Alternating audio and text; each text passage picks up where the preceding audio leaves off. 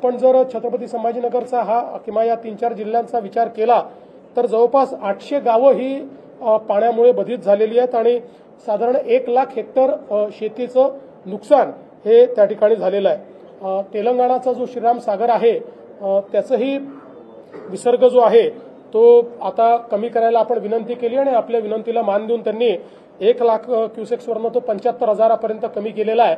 त्यामुळे ही तीव्रता जी आहे ती कुठेतरी कमी होईल। आता इसापूर आणि विष्णुपुरी हेही आता इशारा पातळीकडे चाललेले आहेत म्हणून तिथलाही विसर्ग वाढवलेला आहे। विशेषतः विष्णुपुरीकडे अधिक लक्ष आपल्याला द्यावं लागेल कारण आता जर खूप मोठ्या प्रमाणात पाऊस झाला तर त्याचा धोका मग पुढे नांदेडपर्यंत सगळा संभावित आहे आणि त्याही दृष्टीने सगळा जो प्रयत्न आहे तो सगळा प्रयत्न चाललेला आहे।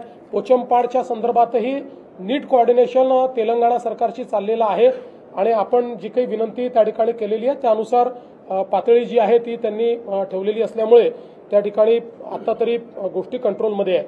नागपूर विभागामध्ये जर आपण विचार केला तर साधारणपणे चंद्रपूर आणि गडचिरोलीमध्ये ऑरेंज अलर्ट हा आता पुढच्या 2-3 दिवस दिलेला आहे। सध्या तरी खूप पुराची स्थिती नाही आहे पण दक्षिण गडचिरोलीमध्ये थोडी पूर सदृश स्थिती आता बिल्टअप होते आहे आणि पुढच्या 2 दिवसामध्ये इथे कदाचित पावसाची परिस्थिती वाढू शकते। त्या दृष्टीने देखील हे काम चाललेलं आहे आणि पूर्णपणे ज्या व्यवस्था करायला पाहिजे त्या व्यवस्था त्या ठिकाणी केल्या आहेत। आपण जर अमरावती विभागाचा विचार केला तर अमरावती विभागामध्ये अकोल्यात पूरसदृश स्थिती निर्माण झाली होती। विशेषतः मूर्तिजापूर आणि पातूर इथे अजूनही पाऊस मोठ्या प्रमाणात चाललाय पण बाकी ठिकाणचा पाऊस थोडा कमी झाल्यामुळे आता ही पूरसदृश परिस्थिती कमी होते। चांदूर रेल्वे, तिवसा, मेहकर, वाशिम, उमरखेड, महागाव, झरी जामणी, पुसद या सगळ्या भागांमध्ये मोठ्या प्रमाणात पावसामुळे नुकसान झालेलं आहे। विशेषतः शेतीचं नुकसान झालेलं आहे।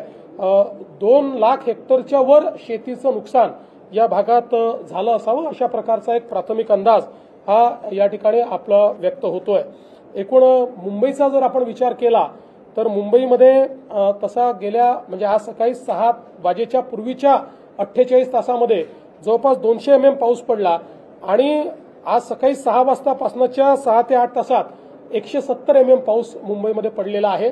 त्यामुळे प्रचंड पाऊस आहे। याच्यामध्ये चेंबूर भागात सर्वाधिक 177 मिलीमीटर इतका पाऊस पडलेला आहे। यावेळेस विशेष जो काही पावसाचा जोर आपल्याला दिसतोय तो शहर भाग आणि पूर्वी उपनगर म्हणजे ईस्टर्न सबर्ब्स ज्याला म्हणतो त्या क्षेत्रामध्ये जास्तीत जास्त पावसाचा जोर आपल्याला दिसतोय। एकूण 14 ठिकाणी वॉटर लॉगिंग झालेलं आहे ज्यापैकी 2च ठिकाणी ट्रॅफिक पूर्णपणे थांबवावं लागलं, बाकी ठिकाणचा ट्रॅफिक चाललेला आहे। अर्थात ट्रॅफिक पूर्ण मुंबईमध्ये स्लो झालेला आहे पण ट्रॅफिक असा कुठेही पूर्णपणे थांबलेला नाही। ट्रेन्सचं देखील कुठेही पूर्णपणे ट्रेन्स बंद झालेल्या नाहीत पण पावसाच्या जोरामुळे किंवा काही गोष्टींमुळे ट्रेनची स्पीड स्लो झालेली आहे।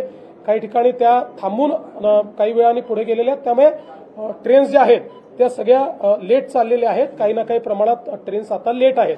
मात्र ही एक महत्त्वाची गोष्ट आहे की ट्रेन्स पूर्णपणे या कुठेही थांबलेल्या नाहीत।